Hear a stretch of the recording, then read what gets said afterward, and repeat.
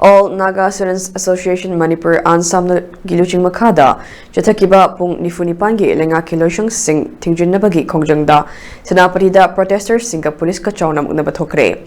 Muknaba aduda district asigi SP gari amang ata thokhre. Adumakpu mifam mipungi paudi leitri. Jun gitang anidagi chathaba horakiba Naga tabafam singda government offices sing shut down tobagi. Kongjang adubu sokatpa miyoy singna government offices sing get Tatuna Thamki.